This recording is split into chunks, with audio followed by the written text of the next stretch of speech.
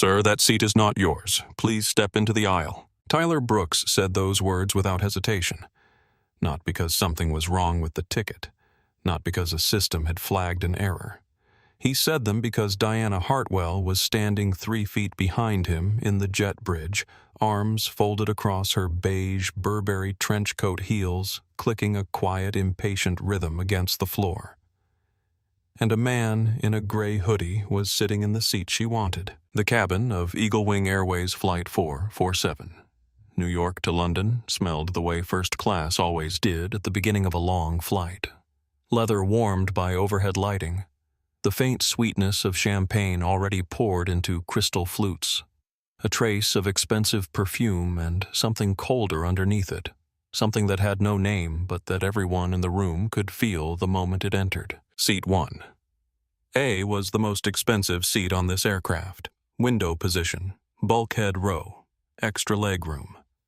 The kind of seat that cost $11,000 and came with a small card that said your name on it tucked into the leather seatback pocket before you boarded. The card in Seat 1. A read, Webb M. The man sitting in that seat had not moved. He was 43 years old, tall, broad-shouldered in the way of someone who had once rode competitively in college and still carried the frame of it 2 decades later. His gray hoodie was clean but plain. No logo, no brand, nothing that announced itself. Dark jeans, a pair of low-top sneakers barely broken in. His forearms rested on the armrests with the particular stillness of someone who had learned over years that stillness was its own kind of power. A leather duffel bag sat in the overhead bin above him, closed neatly, taking up exactly the space it needed and no more. He looked tired, not sloppy, not careless. Tired in the specific way of someone who had spent 31 straight hours managing a server failure across 2 continents and had boarded this aircraft with the quiet intention of finally sleeping somewhere over the Atlantic. Outside the oval window beside him, rain was coming down steadily at John F. Kennedy International Airport. The runway lights smeared into long ribbons of red and gold across wet black concrete. The kind of evening that made people who flew often feel the weight of hours in their legs and backs. The kind of evening where all anyone wanted was to find their seat and leave the ground behind. He had found his seat. Tyler Brooks, 29 years old. 18 months into his first international route assignment with Eagle Wing, stood in the aisle beside Seat 1A with a clipboard he was not actually using and an expression that was trying very hard to project authority it did not fully possess. His uniform was pressed perfectly. His smile was the trained kind. Wide enough to seem welcoming, narrow enough to mean business. He repeated himself, "Sir, I'm going to need you to step into the aisle while we verify your seat assignment." The man in the hoodie looked up slowly. He did not look startled. He did not look confused. He looked the way a person looks when something expected has finally arrived. Not surprised by it, just noting that it is here. "I am already in my seat," he said. His voice was quiet. No edge in it, no anger, no performance of patience. Just a statement offered simply the way a man states something he knows to be true and does not feel the need to defend at volume. Behind Tyler, Diana Hartwell let out a breath. It was the kind of breath designed to be heard. Theatrical, timed the exhale of someone who had decided the inconvenience of waiting was itself a personal offense. Diana was 54 years old, blonde hair styled with the precision of someone who paid significant sums to make it look effortless. Diamond earrings that caught the overhead light every time she turned her head, which she did often. Her beige Burberry trench coat was draped across her shoulders, like something between a fashion choice and a declaration.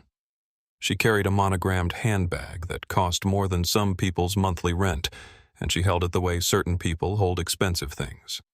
Not carefully, but casually, as if the value of it were the least interesting thing about her. She looked at the man in Seat 1. The way some people look at a stain on a white tablecloth. Not with disgust exactly. With the mild, dismissive irritation of someone who is inconvenienced by the presence of something that should not be there. She had not said a single word yet. She did not need to. The message was already in the room, a few rows back in Seat 3B. A man named Carlos Mendez had been filming a cabin review for his travel channel, when the tone of the conversation ahead of him shifted. He was 38 years old, a travel blogger with 890,000 subscribers, a reputation for honest reviews, and a phone that was currently pointed casually but deliberately toward the front of the cabin. His thumb hovered over the live button. He had seen this before, in airports and hotels and restaurants. That particular combination, a black man sitting somewhere, someone else had decided he did not belong, and the machinery of authority assembling itself around that decision, without anyone having to say out loud what the decision was actually based on. Carlos pressed live. The caption he typed was simple.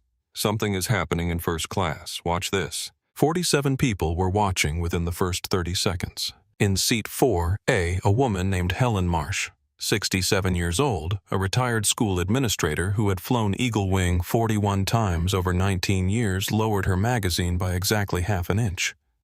She said nothing. She watched. She had learned over a long life that the most important thing you could do in certain moments was simply refuse to look away. In seat 2C, a man named Ryan Calloway, 44, a corporate attorney from Connecticut who flew this route 4 times a year, had his laptop open and his reading glasses on. He glanced up once when Tyler's voice changed. He did not look back down. Near the galley, a flight attendant named Sophia Reyes stood with a service tray in her hands and a feeling in her stomach that she recognized. It was the feeling of watching something wrong begin to happen and knowing that what she did in the next few seconds would matter in ways she could not entirely predict. She had already checked the passenger manifest twice. Seat 1. A. Webb Marcus. Confirmed. Paid. Not an upgrade. Not a reassignment. A seat purchased directly 3 weeks earlier, full fare, no errors in the system. She set the tray down quietly on the galley counter. Tyler spoke again, voice dropping into the firmer register of someone who has decided that a request is now a directive. "Sir, we have a seating issue that needs to be resolved before departure. If you could just step into the aisle." "What kind of issue?" the man asked. The question was clean, calm, specific. It asked for information rather than accommodation, and in doing so it changed the geometry of the conversation in a way that Tyler clearly had not anticipated. Tyler hesitated, because the truth, the actual, honest, documented truth sitting right there on the boarding pass on the man's phone screen, was that there was no issue. There was only Diana Hartwell standing in the jet bridge wanting a seat that had been purchased by someone else, and a crew member who had looked at both of them and made a calculation.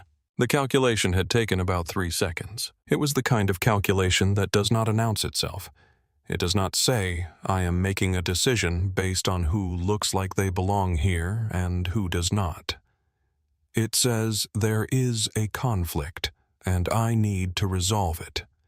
It says, "She is a Platinum Elite member and he is..." And then it stops describing him because the description is not about his status or his ticket.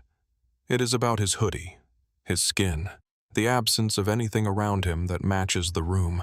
Tyler did not know he was doing it. That was almost the worst part. What none of them knew. Not Tyler, not Diana, not James Collier, the operations manager who was about to be called in, not the 278 other passengers beginning to settle into their seats further back in the aircraft, was that the man in the gray hoodie had a name that most of them had probably seen on a screen at some point without realizing it. And what none of them knew, not yet, was that somewhere in the invisible architecture running beneath every screen on this aircraft, every system in this airline, every flight plan and crew schedule and fuel calculation that would allow Eagle Wing Flight 447 to lift off the ground tonight and cross the Atlantic. Somewhere in all of that, this man's name was attached to a switch, and in exactly 5 minutes he was going to decide whether to flip it. Marcus Webb had not always known that he would end up here, not here in the sense of Seat 1A on a transatlantic flight. That was just a ticket. Here in the sense of the kind of man who could sit absolutely still while someone tried to move him and feel something closer to calculation than rage. That particular quality had been built slowly over years in rooms where he had learned that the loudest voice rarely won the most important argument. He had grown up in Baltimore, middle child of 3. His mother had been a registered nurse who worked double shifts and still made Sunday dinners from scratch. His father had driven a city bus for 22 years and had a rule about dignity that he explained to his children exactly once. You do not demand respect from people who do not have any to give.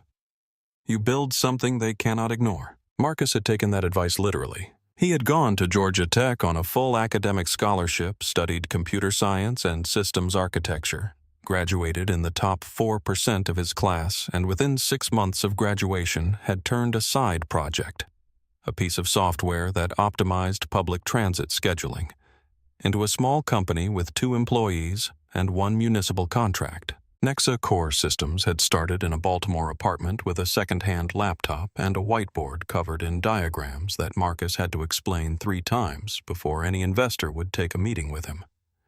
The company had grown slowly at first, then not slowly at all.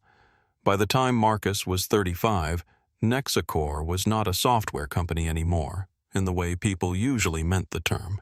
It was infrastructure. That word mattered. Software could be replaced. Software could be swapped out for a competitor's product over a long weekend. Infrastructure was different.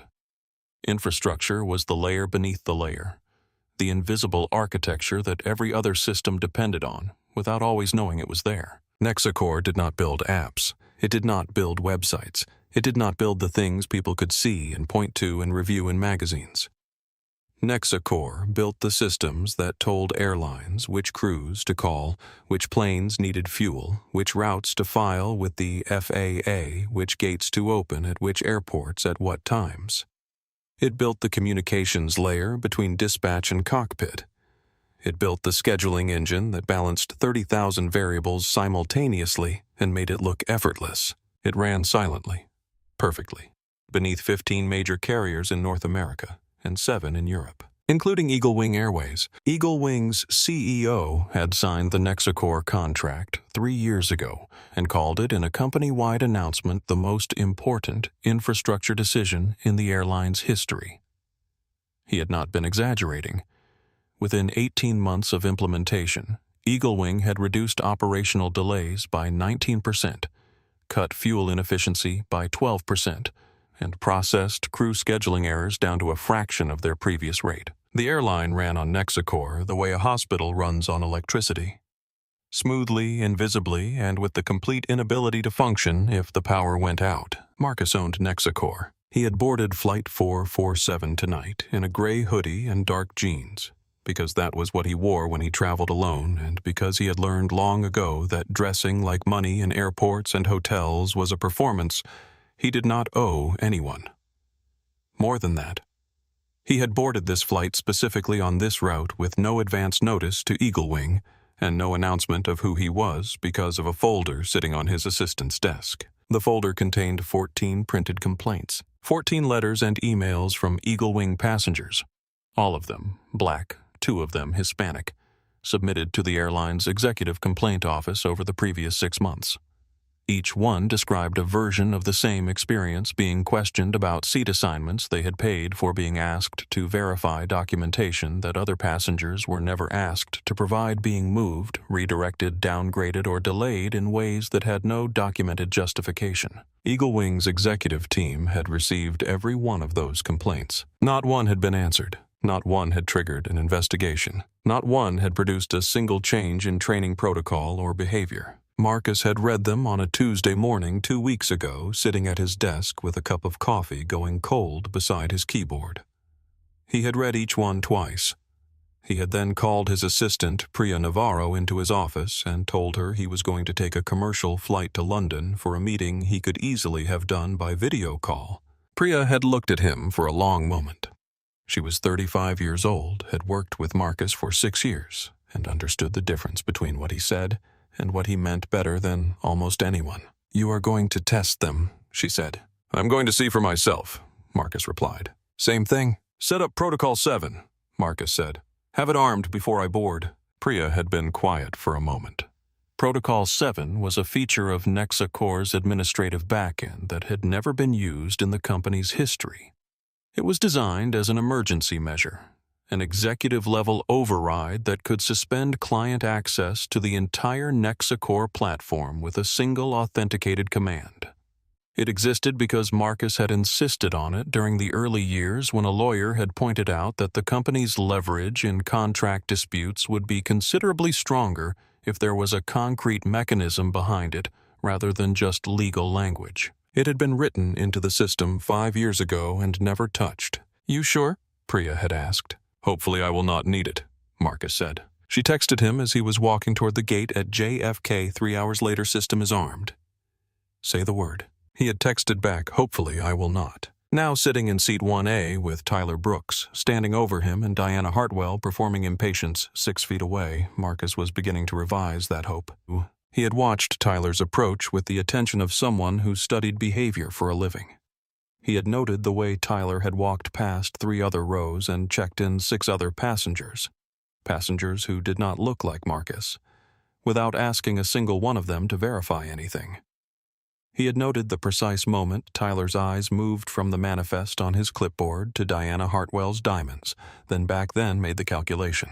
He had seen that calculation before. He knew it from the inside. Near the galley, Sophia Reyes was watching the same thing with a different kind of attention. She was 31 years old and had been a flight attendant with Eagle Wing for 4 years. And she had learned in that time that the worst moments were rarely the dramatic ones. The worst moments were quiet. They were a crew member walking past one passenger and stopping at another. They were a sigh from someone standing in an aisle that somehow communicated an entire verdict without words. They were small, fast, easy to miss, and they added up over months and years and thousands of flights into something that shaped the experience of flying for entire categories of people in ways that never appeared in any official report. She had already pulled up the manifest on her handheld device. Seat 1A, Webb Marcus. Confirmed reservation. Full fare. No flags, no errors, no notes. She stepped forward. "Tyler," she said, keeping her voice low professional. "I have checked the manifest. His seat is confirmed." Tyler glanced at her. A flicker of something, irritation or embarrassment or both, crossed his face. "I have got this, Sophia." "Not thank you, not let me take another look. Just I have got this. Stand down." Sophia stopped. She looked at Marcus for one moment. He looked back at her, briefly without judgment. "Just an acknowledgement I saw you try." She stepped back. Her jaw was tight. Her hands were still. In row 3, Carlos Mendez watched the live stream counter tick upward. 200 viewers. Then 800. Then, as the caption began to circulate on its own 2,000, 4,000 climbing, Marcus looked down at his phone. One message from Priya. "System is armed. Say the word." He put the phone face down on his knee. He was not going to say the word yet. He was going to give them every chance to be better than this. "Before we go any further, where are you watching from? Drop your city in the comments. And if you have ever been judged by what you wore instead of who you are, hit subscribe. Because this story is about to go somewhere they never expected." Tyler Brooks had been trained extensively on conflict de-escalation.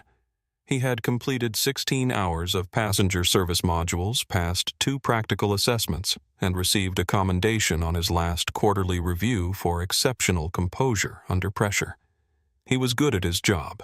He believed in being good at his job. He also believed in the quiet way that does not announce itself that the woman standing behind him in the beige Burberry coat belonged in seat 1A in a way that the man sitting in it did not. He had not said that to himself. He would not have recognized the belief if you asked him about it directly. But it was there, operating beneath the level of conscious thought shaping every decision he was about to make. "Sir," Tyler said again, his voice finding the careful, practiced register of airline authority. Not aggressive, not rude, just firm in the way that was designed to make resistance feel unreasonable. "I need to ask you to step into the aisle while we resolve a seating discrepancy. It will only take a moment." Marcus looked at him. "I showed you my boarding pass," Marcus said. "I am in seat 1A. My name is Marcus Webb. The seat is confirmed. What specifically is the discrepancy?" The question was precise, not hostile, not performative. It asked for information the way a person asks for information when they already know the answer and want to see whether the other person does too. Tyler blinked. The honest answer was there was no discrepancy. The manifest showed Seat 1A assigned to Marcus Webb.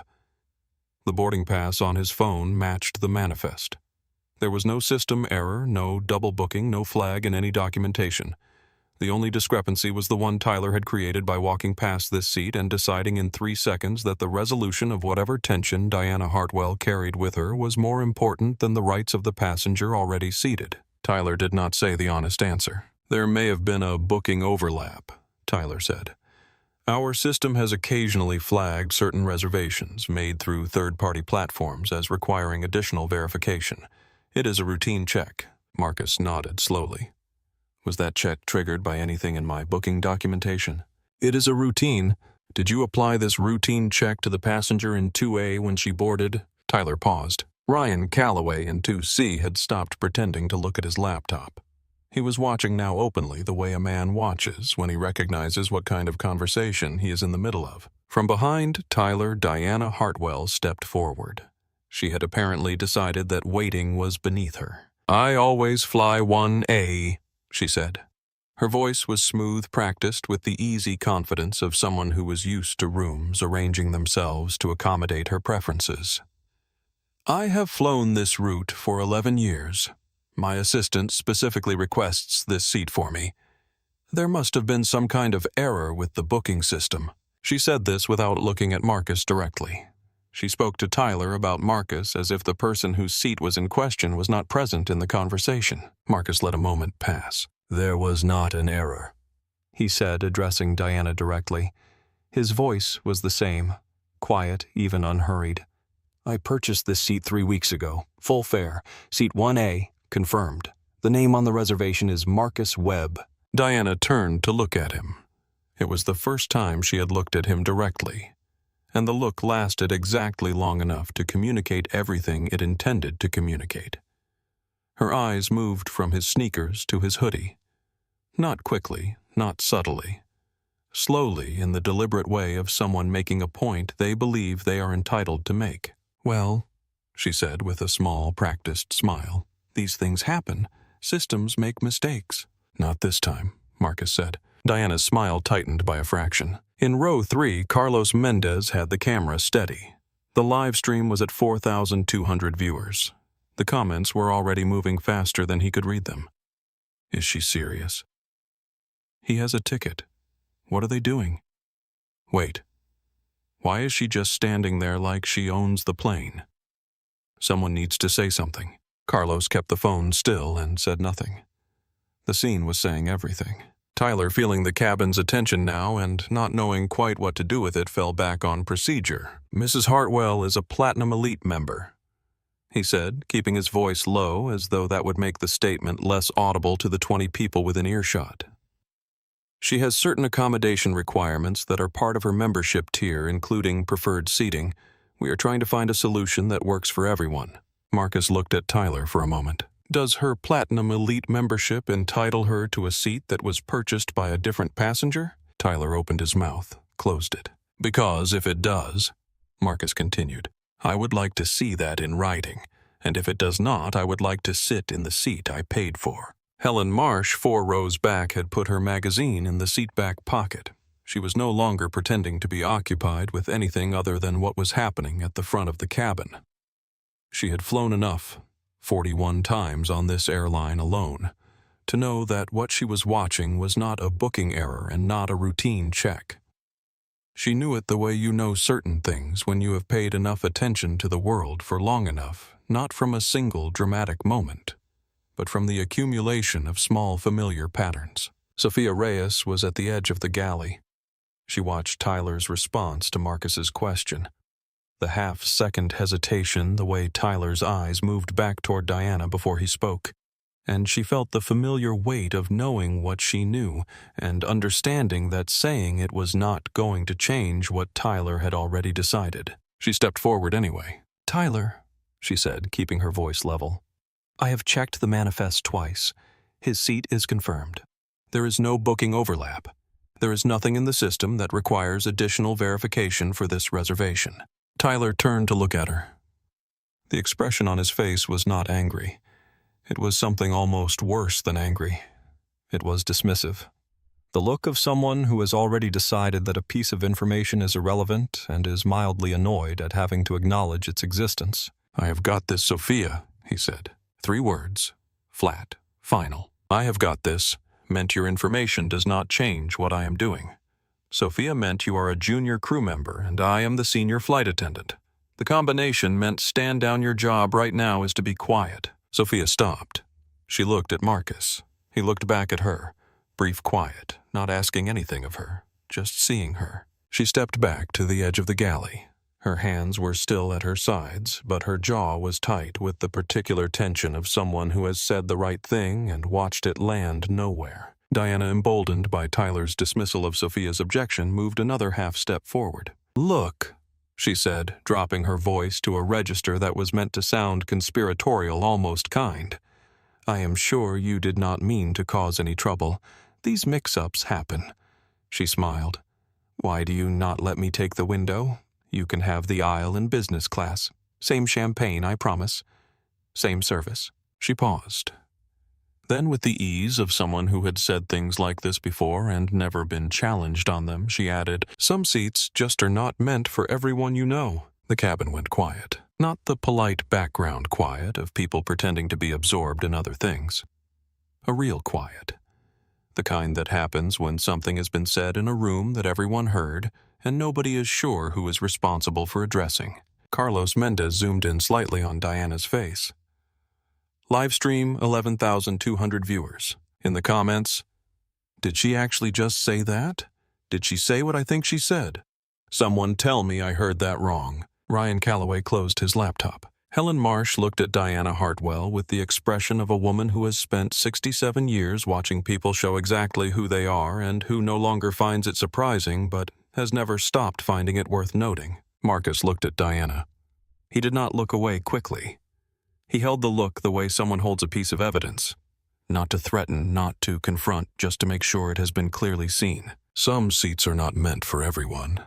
He repeated, his voice quiet and exact. Interesting choice of words. Diana's smile stayed in place, but something behind it shifted. She had expected either compliance or outrage. She had not expected that. The calm, precise repetition that made her own words sound different the second time around. She looked at Tyler. Tyler looked at his clipboard. The boarding announcement played over the terminal speakers outside. The gate agent calling for final passengers. The flight was supposed to push back in 6 minutes. Tyler made his decision. "Sir," he said, "I'm going to need to contact ground operations for support on this. In the meantime, I am going to ask you one more time to step into the aisle while we get this sorted." Marcus looked at him steadily. "You have not answered my question," Marcus said. "What specific documentation or system flag is requiring the additional verification?" Tyler said nothing. Outside the oval window, rain traced long silver lines down the glass. The runway lights shifted in the weather. Somewhere below the aircraft, in the digital architecture running silently through Nexacor's servers, a protocol sat armed and waiting. Marcus reached into his pocket and felt the edge of his phone. Not yet. He put his hands back on the armrests and waited for what came next. James Collier arrived 4 minutes after Tyler's radio call, walking up the jet bridge with the stride of a man who believed the situation had already been defined for him before he stepped into it. He was 51 years old, had managed Eagle Wing's JFK ground operations for 9 years, and had developed over that time a very specific confidence in his own ability to read a room and resolve its tensions efficiently. He read this room in approximately 5 seconds. He saw the man in this gray hoodie sitting in seat 1A. He saw Diana Hartwell, Platinum Elite diamonds visible, impatience, the posture of someone accustomed to being accommodated.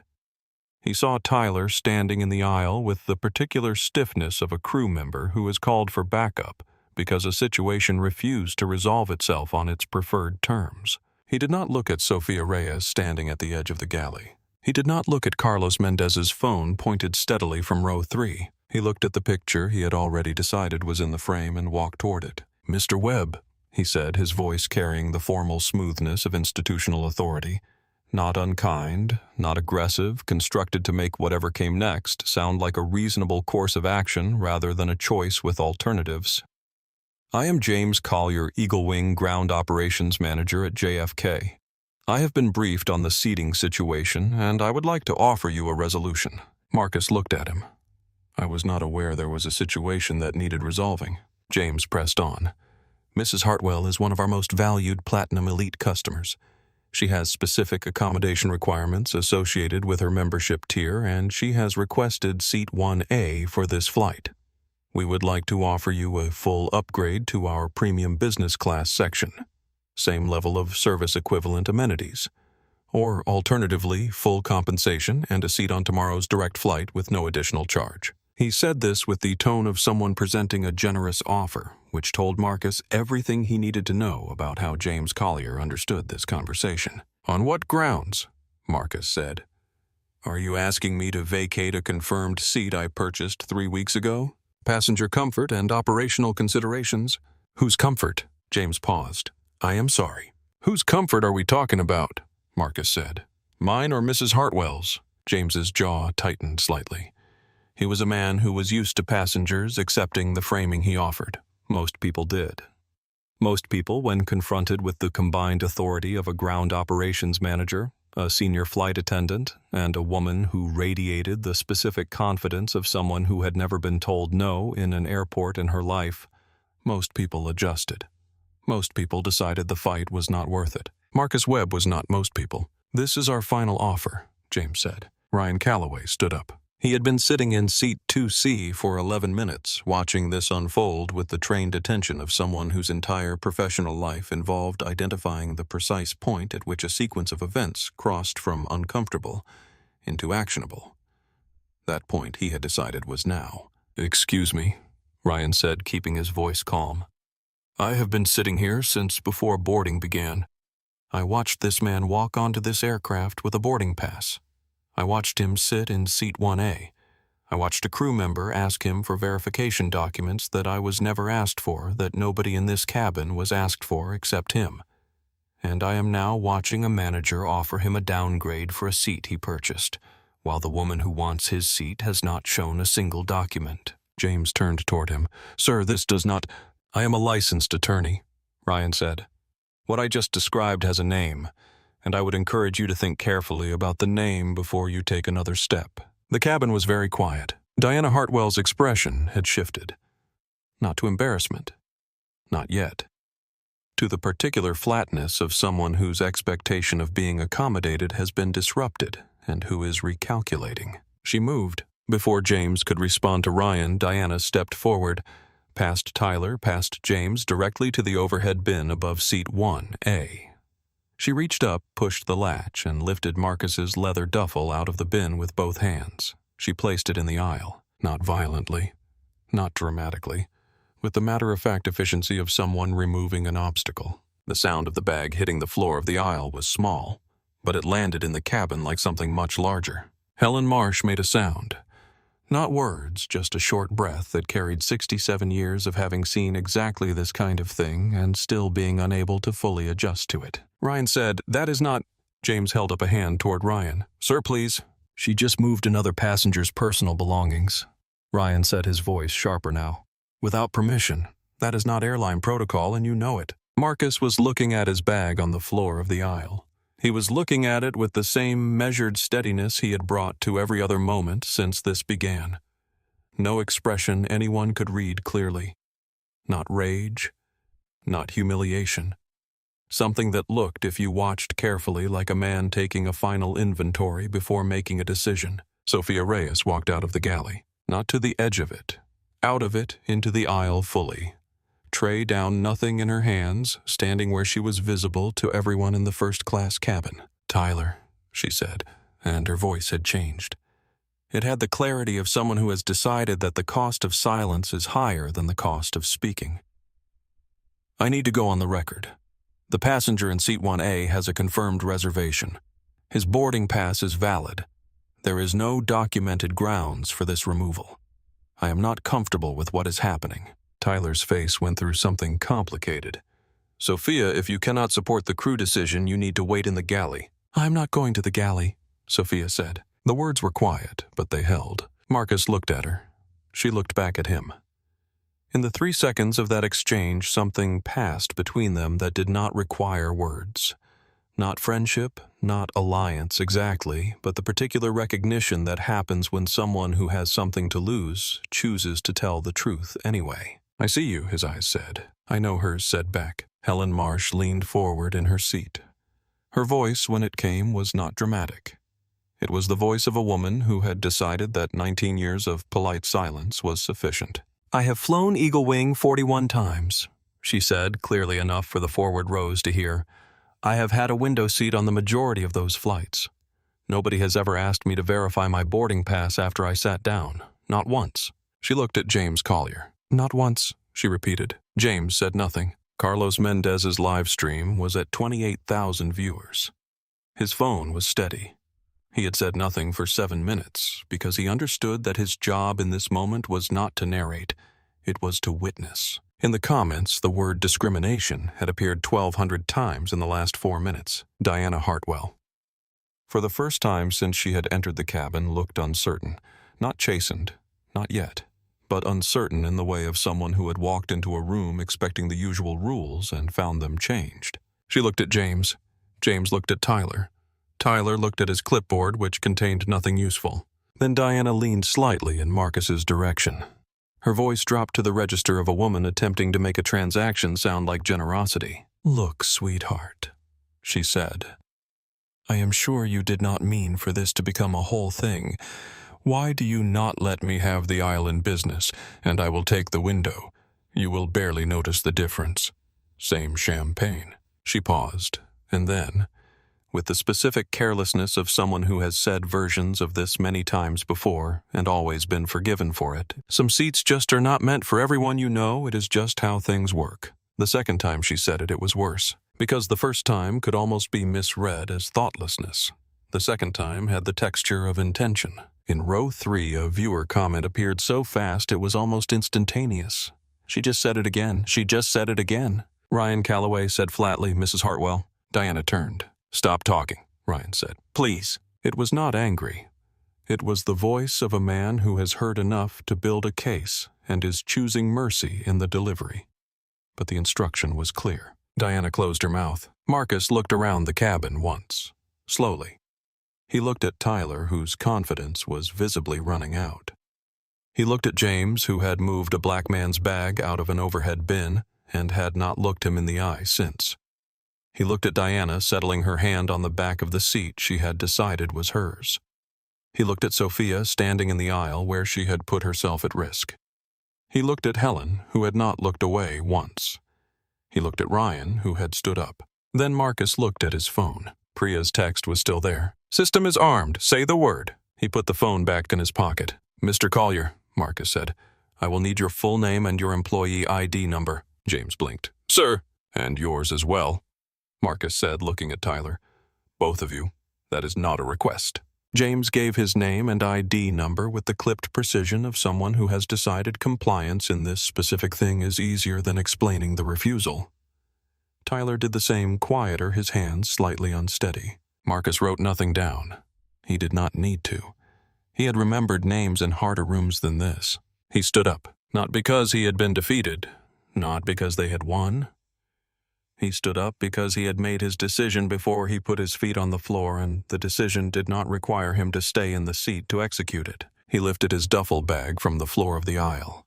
He placed it back in the overhead bin with the same careful precision with which he had originally stored it. He closed the bin. The latch clicked softly. He turned toward the jet bridge. He stopped in front of Sophia Reyes. "I want you to know," he said quietly, only for her, "that I saw what you did. And it matters." Sophia's eyes were bright. She was holding herself very still. "I am sorry it was not enough," she said. "It was enough," Marcus said. "It always matters when someone tells the truth in a room that does not want to hear it." He walked up the jet bridge. He did not look back. Behind him, Diana Hartwell settled into seat 1A. Tyler appeared at her elbow with a champagne flute that she accepted without acknowledging him. James Collier walked back down the jet bridge to make his report. Incident resolved. Passenger voluntarily deplaned. Situation managed without escalation. None of them saw Marcus pause in the middle of the jet bridge. None of them saw him take out his phone and type 3 words to Priya Navarro. Activate Protocol 7. The way James Collier had picked up Marcus's duffel bag. 2 fingers, like it was something that needed to be removed from a surface rather than a person's belonging. Marcus had felt that gesture in a place that had nothing to do with tonight. He had felt it 22 years ago in the lobby of a bank in Atlanta. He had been 21 years old. It was a Thursday in October, the fall of his junior year at Georgia Tech, and he had been wearing his cleanest jeans and a button-down shirt he had pressed himself that morning because his mother had raised him to dress properly when he was asking someone for something important. He had been carrying a printed 32-page business plan spiral bound from a copy shop on campus. He had an appointment. The bank was a mid-sized regional branch on Peachtree Street, the kind of place with marble floors and framed photographs of the city on the walls, and a particular kind of quiet that was designed to make money feel serious and permanent. Marcus had checked in at the front desk, given his name, mentioned the appointment. The woman at the desk had looked at the calendar, looked at him, and told him to take a seat. He had taken a seat. 40 minutes later, the man he had an appointment with still had not come out. The appointment had been for 2 in the afternoon. It was now 2:40. Marcus went back to the desk. "I think there might have been some confusion," the woman said, not unkindly. "Let me check again." She checked. She made a phone call. She told him the loan officer he had an appointment with was running behind and he was welcome to wait or reschedule. He waited. At 3:15, a different man came out of the back offices. Not the one Marcus had an appointment with, but a colleague, 40-ish, crisply dressed, who looked at Marcus with the expression of someone who has been sent to resolve a situation and has already determined what kind of situation it is. "Mr. Webb," the man said, "I'm afraid Mr. Harrison had to step out. I can try to answer some of your questions." Marcus explained what he wanted.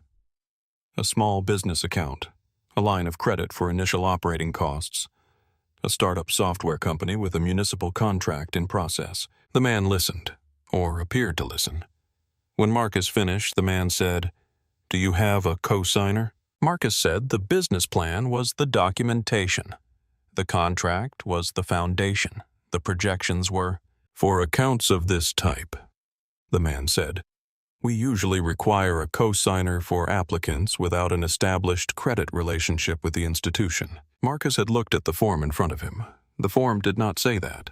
"The form does not mention a co-signer requirement," Marcus said. "It is an internal policy," the man said, "for certain account types." Marcus had sat with those words for a moment. Certain account types. The form did not specify which types. The man had not specified which types. But Marcus had understood with the clarity that comes from being 21 years old and paying close attention to the world exactly which type was meant. He had stayed. He had submitted his documentation.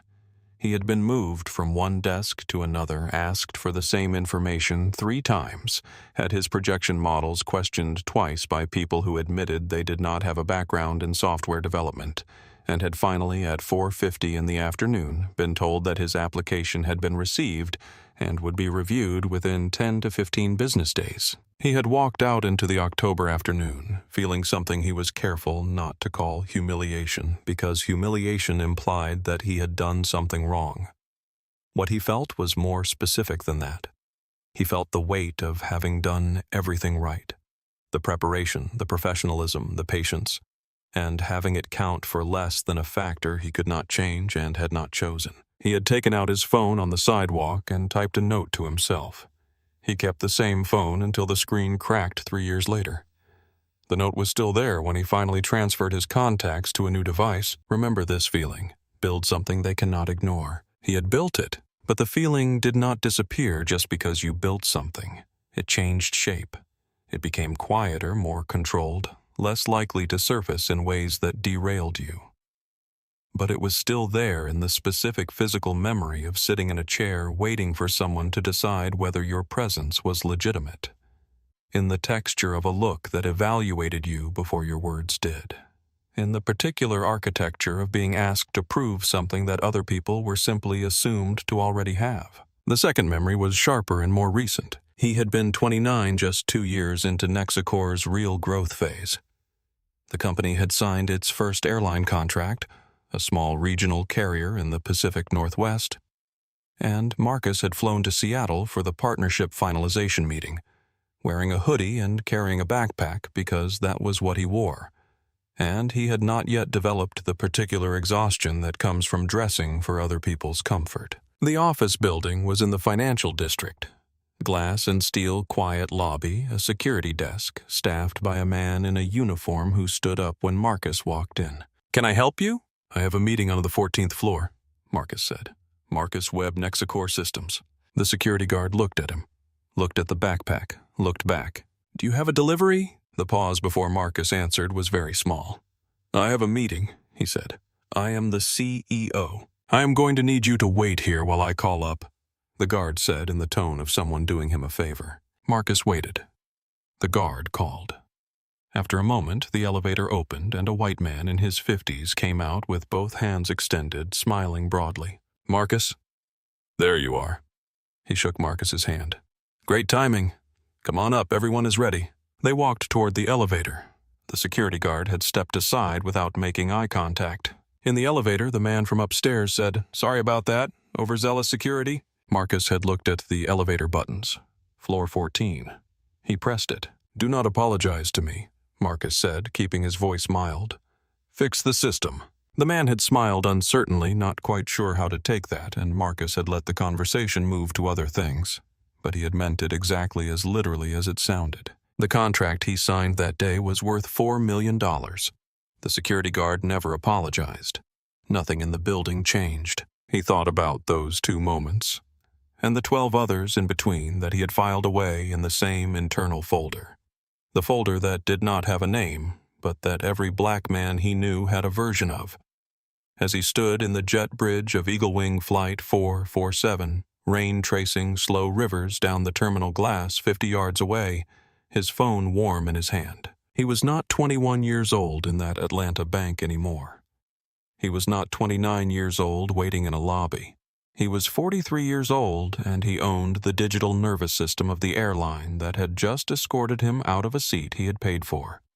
He had built something they could not ignore. And Diana Hartwell had still looked at him and said some seats just are not meant for everyone. And James Collier had still picked up his bag with 2 fingers. And Tyler Brooks had still made his calculation in 3 seconds. And decided that Marcus Webb's comfort, Marcus Webb's ticket, Marcus Webb's right to sit where he had paid to sit, all of that mattered less than the preference of a woman who had not shown a single document. The difference between now and 22 years ago was not that the calculation had changed. The calculation was the same assumption underneath it, the same practiced ease with which it was executed, the same expectation that the person on the receiving end would adjust, would accommodate, would absorb it quietly, and go home and write a letter that no one would answer. The difference was that this time Marcus Webb had a Protocol 7, and he had just activated it. He thought as he stood there about the 14 people in Priya's folder, the ones who had written their letters and heard nothing, the ones who did not have a Protocol 7, who did not have a Nexacore, who had just gone home, absorbed it, filed it somewhere internal, and kept flying. If he, with everything he had built, could still be handed his bag and pointed toward the door, then every single person who looked like him and had nothing but their ticket was completely, utterly alone. He put the phone in his pocket. He walked toward the terminal. The decision to formally remove Marcus Webb from Flight 447 was made in a 40-second phone call between James Collier and his direct supervisor. James had stepped back onto the jet bridge, radioed up to the gate operations office, and explained the situation in the compressed procedural language of someone translating a judgment call into official action.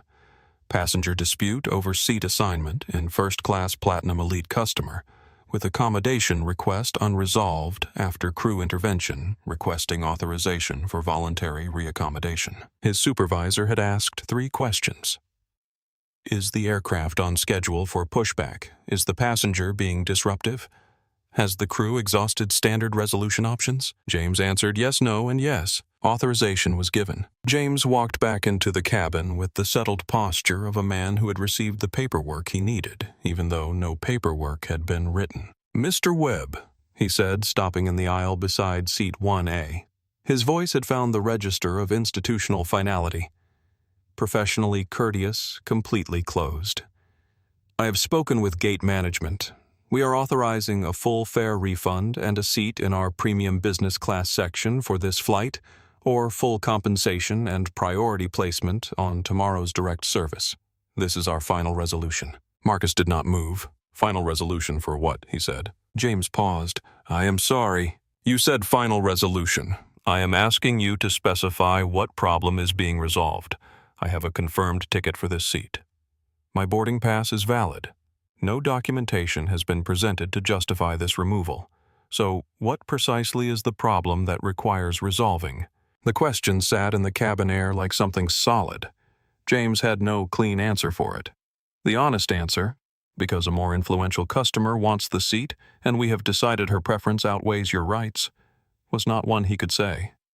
So he said the only thing the institutional framework of Eagle Wing Airways had given him to say, passenger comfort and operational efficiency require that we resolve this before departure. Whose comfort? Ryan Calloway said from seat 2C.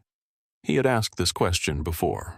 He was asking it again because it had still not been answered. James ignored him. Ryan stood up for the second time. He was not a tall man, but he had a lawyer's specific economy of motion. Nothing extra, nothing theatrical, just the precise deployment of presence. I have watched this entire sequence, Ryan said, addressing the cabin as much as James. I have watched a crew member ask this passenger for verification that no other passenger was asked to provide. I have watched a manager remove his personal belongings from the overhead bin without permission. I have watched another passenger imply twice that he does not belong in this section. And I have watched nobody from this crew respond to that. What I am watching right now is a man being removed from a seat he paid for because someone with a more expensive loyalty card would prefer it. And I need everyone in this cabin to understand clearly that that has a legal name. Ryan did not say the name. He did not need to. The name was in the room already. James turned to Ryan. Sir, if you interfere with... I am not interfering, Ryan said calmly. I am witnessing. There is a difference, and everything I have seen tonight is going in a sworn statement before the end of this week. Diana Hartwell, who had been standing at the edge of the first-class section during this exchange with the increasing stillness of someone realizing that a room is not behaving the way she anticipated, made one more attempt. She stepped forward. Her voice dropped to its most reasonable register, the one that was designed to sound like accommodation while actually withdrawing nothing. Listen, she said, directing herself to Marcus with the gentle patience of someone explaining something to a person who has not quite understood yet. I am sure you are a perfectly nice person. I am sure this is all very frustrating. But some of us have been flying this route for over a decade, and there are certain understandings about how things work. You will be much more comfortable in business. Trust me. Marcus looked at her for a long, calm moment. You have said something like that twice tonight, he said. That some seats are not meant for certain people. That there are understandings about how things work. I want you to understand that I have heard both of those statements very clearly, and I want you to understand that I remember them. Diana blinked. I'm not saying... I know exactly what you are saying, Marcus said. Not loudly, not bitterly.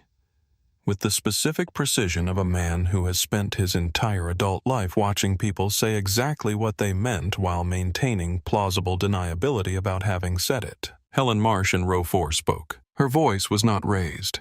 It carried the particular authority of someone who has chosen to spend their words carefully and means every one of them. I want to say something for the record, since apparently we are in the business of records tonight. She looked at James Collier. I have flown this airline 41 times. I have had a window seat on most of those flights. No one has ever asked me to prove that I belong in it. Not once. Not on one of those 41 flights. She paused. I think we should all sit with what that means. Nobody responded to that directly, but 6 people in the cabin were nodding. Carlos Mendez's live stream, 41,700 viewers. The clip of Diana's first "Some seats are not meant for everyone" had been shared on its own, detached from the live stream, and was circulating on social media at a rate he had stopped being able to track. Sophia Reyes stood in the aisle for the third and final time. She was not going to change the outcome. She understood that now. James had authorization.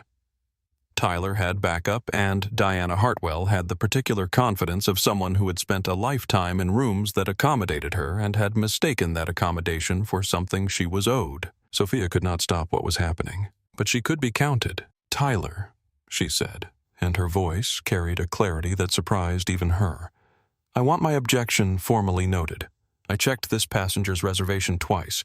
It was valid both times. I raised that information and it was disregarded. I want that on the record." Tyler looked at her. For a moment, something shifted in his face. Not agreement, not recognition of having done something wrong, but the beginning of an awareness that this moment was going to have a longer tail than he had planned for. "Noted," he said quietly. Sophia looked at Marcus. "I'm sorry," she said. "I mean that." Marcus looked at her. The cabin was very still around them. "You told the truth in a room that did not want to hear it," he said. "Twice, 3 times now. That is not nothing." He picked up his duffel bag from the overhead bin, closed it with the same careful precision with which he had always handled the things that belonged to him, and stepped into the aisle. He walked toward the front of the cabin.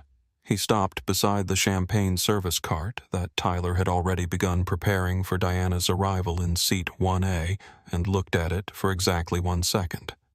Not with contempt. With the detached curiosity of someone cataloging a detail. He walked up the jet bridge. He did not look back. 40 feet behind him, Diana Hartwell lowered herself into seat 1A with the ease of someone who had gotten what she came for. Tyler placed a champagne flute at her right hand without being asked. James Collier walked down the jet bridge toward the gate to file his report. In the galley, Sophia Reyes stood alone, staring at a point on the wall that did not have anything on it. She was going to be very still for the next several minutes. She was going to need that stillness for what came after. In row 3, Carlos Mendez was reading his comments with the expression of a man who has been expecting something and is watching it arrive faster than he anticipated. On the taxiway outside, rain continued to fall. Inside Marcus Webb's pocket, Priya Navarro's response to his 3-word text arrived without fanfare. "Protocol 7 is active. Nexacor administrative override engaged. Eagle Wing infrastructure access is in your hands. Awaiting your instruction." Marcus walked through Terminal 4 toward the glass wall overlooking the runway. He found a quiet chair beside the window. He sat down. He took out his phone. He looked at the aircraft he had just left its navigation lights blinking at the edge of the taxiway 200 yards away. He pressed the button. The terminal was moving around him in the way that airports always moved. The rhythm of wheels on tile announcements echoing from speakers at measured intervals, people with purpose and people without it crossing each other's paths and continuing on. Nobody who passed the man sitting in the corner chair beside the rain-streaked window would have thought twice about him. A traveler, tired, phone in hand, watching the weather. Marcus Webb looked out at the runway. The aircraft he had been removed from was 200 yards away, its navigation lights blinking. Red, then white, then red again, in the steady, patient rhythm of a machine designed for long distances, waiting for permission to move.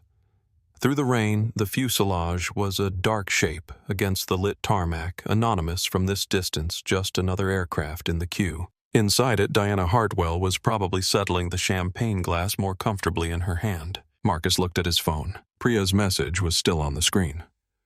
"Protocol 7 is active. Awaiting your instruction." He did not press anything yet. He sat for a moment with what he was about to do and made sure he understood it completely. This was important to him. He was not going to do this from anger. Anger was legitimate, but it was also blunt, and blunt instruments cause damage in directions you had not planned for. What he was about to do needed to be precise. He thought about Nexacor, about what it was and what it did. Nexacor was not visible to anyone who flew. That had always been the point. The best infrastructure was invisible. It did not call attention to itself, it simply made everything else function. The crew scheduling that ensured the right pilot was rostered for the right flight. The fuel routing that calculated exactly how much each aircraft needed and eliminated the guesswork that had previously cost carriers millions in annual inefficiency. The flight planning system that filed with the FAA and integrated real-time weather data and handed pilots a validated route before pushback. the dispatch communications that connected gate agents to operations centers to cockpits across 16 airports simultaneously. Eagle Wing's CEO had said in a press release 3 years ago that Nexacore represented the future of airline operations. That had been generous language, but it was not wrong. Without Nexacore, Eagle Wing's operation had the functional intelligence of a system built 30 years ago. The airline had been so thoroughly dependent on the platform for so long that the internal capacity to run their own operations had quietly weakened. They had handed one man a switch. Marcus thought about the 14 complaints, not abstractly, specifically. He had read each one carefully, and he could recall details from most of them because they had the texture of things that are said by people who have been careful to be believed. A family from Atlanta who had been asked 3 times to verify their seat assignments, while the passengers around them were never asked once. A woman from Washington who had been told her business class upgrade was unavailable and then watched 2 other passengers receive upgrades at the gate. A man who had submitted a formal complaint 2 months ago and received in response an automated email telling him his feedback was valued and would be reviewed. His feedback was in Priya's folder untouched alongside 13 others. Marcus thought about that man, about what it costs to write a letter carefully, professionally describing something that happened to you and was wrong, and then to hear nothing. Not a refusal, not a defense, just silence. The silence that says your experience is not significant enough to warrant a response. He had been 21 years old, sitting in a bank in Atlanta waiting for someone to decide whether his presence was legitimate. That man who wrote the letter had been sitting in the same chair. The only difference was Protocol 7. Marcus pressed the button. The confirmation prompt appeared: suspend client services for Eagle Wing Airways. This action will disable Nexacore infrastructure access across all integrated systems. Operational impact comprehensive. Authorization required executive biometric. Marcus pressed his thumb to the sensor. The phone vibrated once. Executive access confirmed. Protocol 7 executed. Eagle Wing Airways. Nexacore access suspended. For a moment, nothing looked different. The terminal moved around him. The rain continued. The aircraft on the taxiway sat exactly where it had been, navigation lights blinking their patient red-white-red. Then very faintly, the lights in the aircraft's cockpit windows did something. From this distance, through rain and glass, it was barely perceptible. A flicker. Just one. The kind of thing you would dismiss as a trick of light and weather if you were not paying close attention. Marcus was paying close attention. He watched the aircraft for another moment. Then he stood, picked up his duffel bag, and walked toward the exit. In the cockpit of Flight 447, the navigation display had gone dark. Captain Elena Vasquez was 45 years old, a former Air Force pilot who had flown combat missions before transitioning to commercial aviation, and who maintained under every circumstance the specific composure of someone who had been trained to function clearly in conditions that would incapacitate most people. She looked at the dark screen and felt something she was very careful not to call what it was. "Did you see that?" her first officer asked. Vasquez leaned forward. The screen rebooted. Waypoints appeared for less than 2 seconds. Then they disappeared. License validation error. She tried the manual override. Nothing. License expired. Contact system administrator. Vasquez picked up the radio.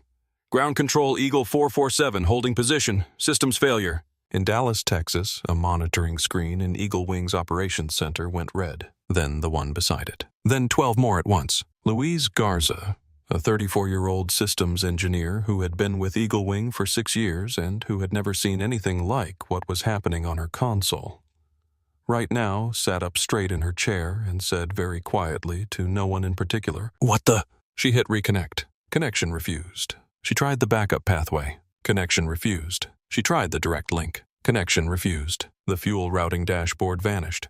She reached for her supervisor's arm. Behind Marcus, through the terminal glass, the aircraft on the taxiway had stopped moving. He did not look back. The operations center in Eagle Wing's Dallas headquarters was designed to project competence. Long rows of illuminated consoles, a wall-sized display showing the airline's global fleet in real time, each aircraft a green marker moving steadily across the map. supervisors with headsets walking the floor between stations, the ambient sound of a system functioning well, keyboards, quiet radio chatter, the occasional soft alert that was resolved before it required more than a glance. At 7:51 p.m. Eastern Time, the wall display began doing something it had never done before. The green markers stopped moving, not all at once. That would have had a different quality, dramatic, unmistakable, a failure you could point at. Instead, it was gradual, and that gradualness made it worse because for the first 40 seconds, nobody was completely certain that what they were seeing was not a display error. A marker would go gray, then another, then a cluster of 3 along the East Coast corridor, then 7 more across the Midwest, then the entire Northeast board. Louise Garza was the first one in the room to say it out loud. "We have lost Nexicor." Her supervisor, a man named Carl Donahue, who had managed airline operations for 18 years, turned from his own console and looked at her screen. He was a careful man who did not say things he did not mean. "That is not possible," he said. "I know," Louise said. "Try the secondary pathway." She had already tried it. Connection refused. She pulled up the system diagnostic interface and ran a trace. The trace came back in 4 seconds with a result she had never seen outside of a test environment. Client services suspended. Authorization level executive override. Time of execution 1951:07 Eastern Standard Time. Carl looked at the screen for a moment. Then he spoke quietly. "Pull up the source authorization." Louise ran the query. The name appeared in the log. Marcus Webb, Nexicor Systems, CEO. The floor around them had been getting louder in incremental stages as more systems went offline. Crew scheduling down. Fuel routing algorithms unresponsive. Flight planning network for international routes inaccessible. Baggage coordination at JFK, Miami, Chicago, Atlanta. Los Angeles frozen. Dispatch communications across 16 airports dead. Someone 3 consoles over slammed a headset down. "We just lost Miami check-in." Another voice across the room. "Chicago baggage routing offline." A third fuel dispatch cannot generate release authorization for the next 4 departures out of Atlanta. Carl Donahue stood in the middle of it and did not panic because panicking would not help. He thought carefully for 7 seconds. Then he spoke. "How many flights are affected?" Louise checked the system log. She looked at the number. She looked at it again. "All of them," she said. The word landed in the room with a weight that briefly silenced even the alarms. Carl walked to the wall display. He looked at the fleet map. Gray markers from coast to coast. More going gray as he watched. 190 aircraft, then 204. Then, as the last regional connection dropped, 214. He said to no one in particular, "Who is Marcus Webb?" Louise had already searched the name. She turned her monitor toward him. The profile loaded. Marcus Webb, 43. The Invisible Architect. The photo showed a man in a gray hoodie. The subheading read, "The founder of Nexicor Systems built the infrastructure that runs your airline." You have never heard of him. That is exactly how he likes it. Carl looked at the photo for a long time. Then he said, "Pull up the passenger manifest for Eagle 447. Louise pulled it. Carl scrolled to the first-class section. He found the name. Webb Marcus. Seat 1A, status deplaned. Carl sat down slowly in his chair. He said, "Get me the station manager at JFK and get the VP on the line. And somebody find me a number for Richard Harmon because I need to talk to the CEO of this airline in the next 10 minutes. Inside the cabin of Flight 447, the change was felt before it was understood. The aircraft had been sitting on the taxiway for 11 minutes.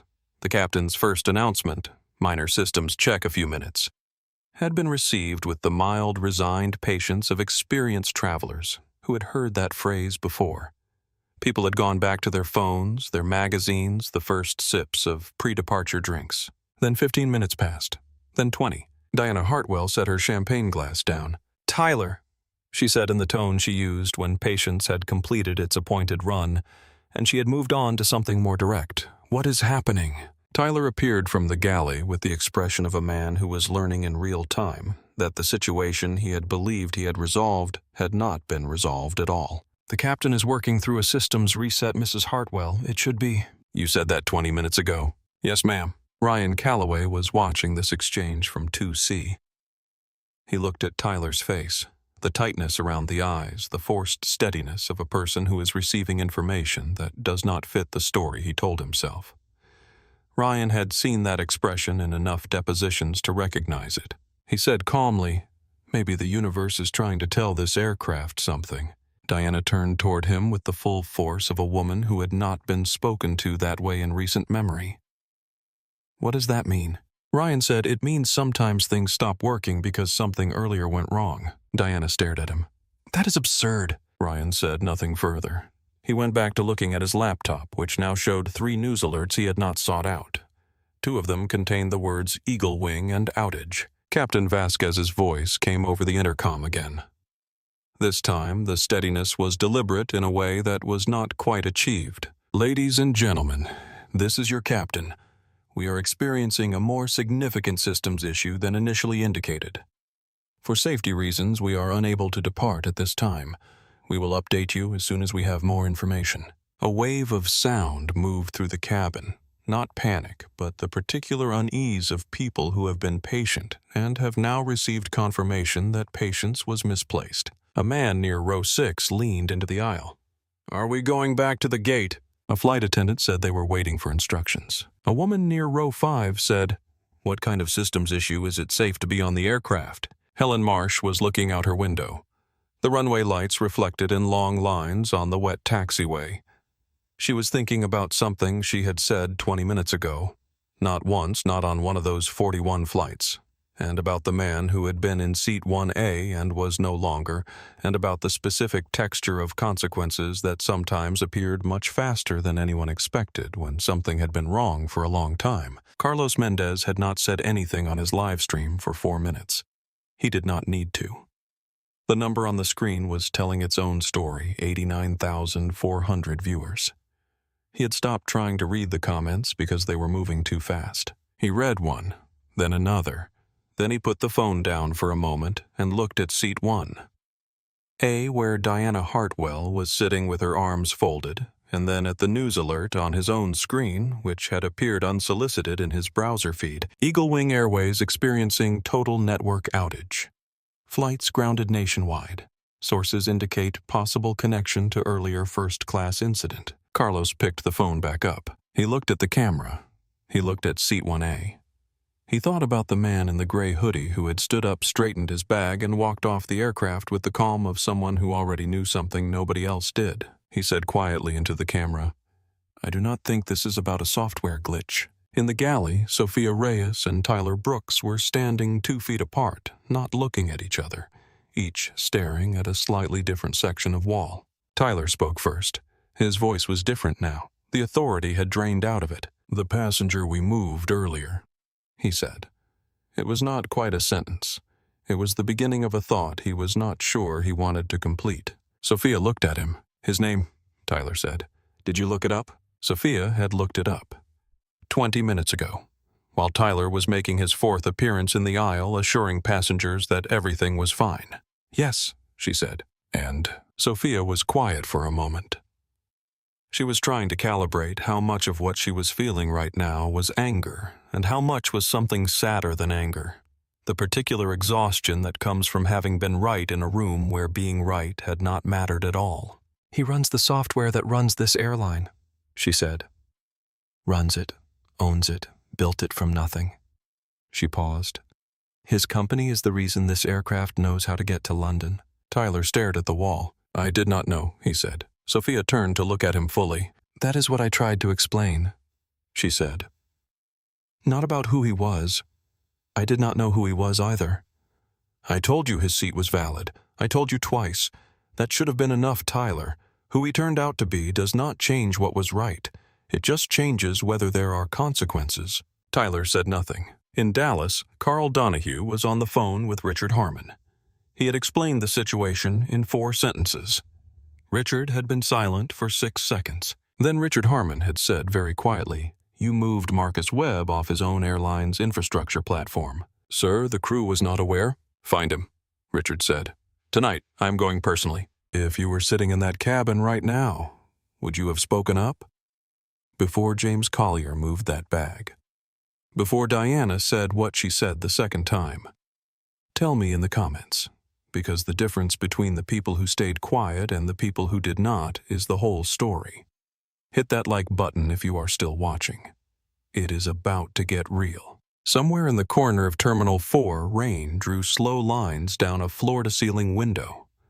Marcus Webb sat in a chair that faced the runway, a duffel bag between his feet, a phone face down in his lap.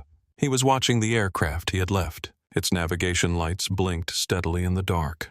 Red, white, red. It had not moved in 27 minutes. He thought not for the first time in the last hour about the 14 people in Priya's folder. He thought about what it meant to write a careful letter about something that happened to you and to receive no response. Not a rejection. Not an investigation. Just silence. He thought about that silence and about the specific message it sent. Not accidentally, not as a side effect, but as a choice. The choice to be unbothered.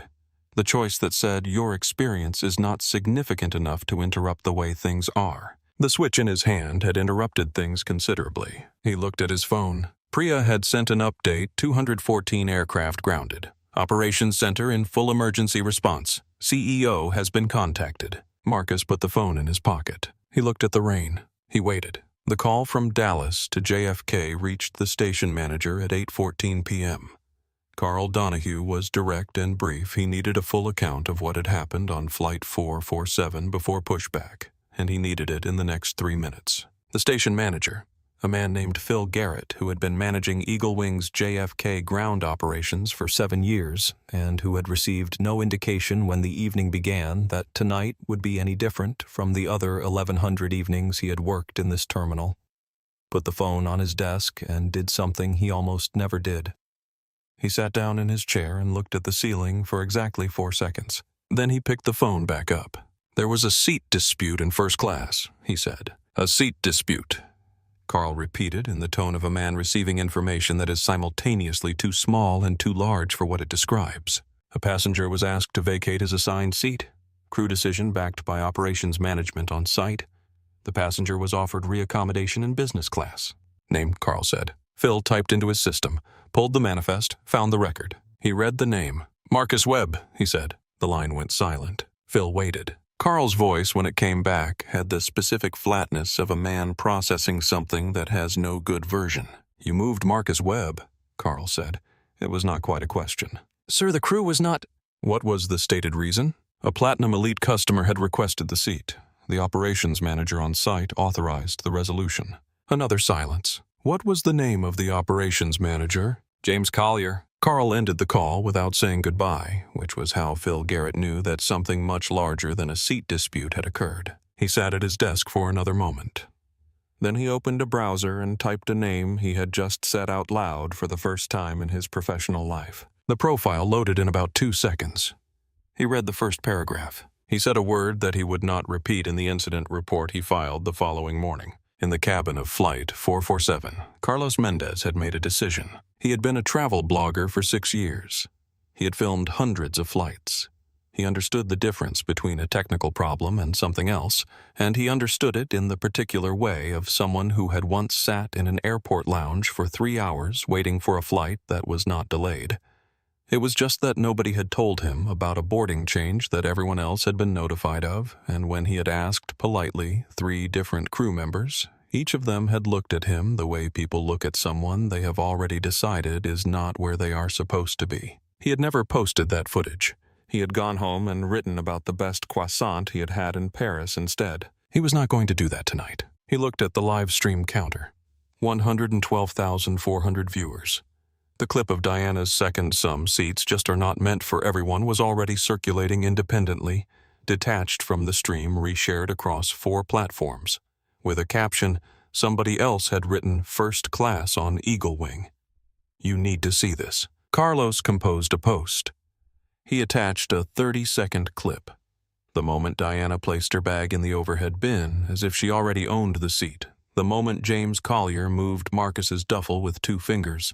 The moment Marcus said interesting choice of words, in the quietest, most measured voice Carlos had ever heard anyone use in response to what had just been said to them. The caption was one sentence: the man they removed from this seat is the reason this aircraft knows how to get to London. He pressed post. He watched the repost counter for 4 seconds. Then he put the phone down because there was nothing left for him to do.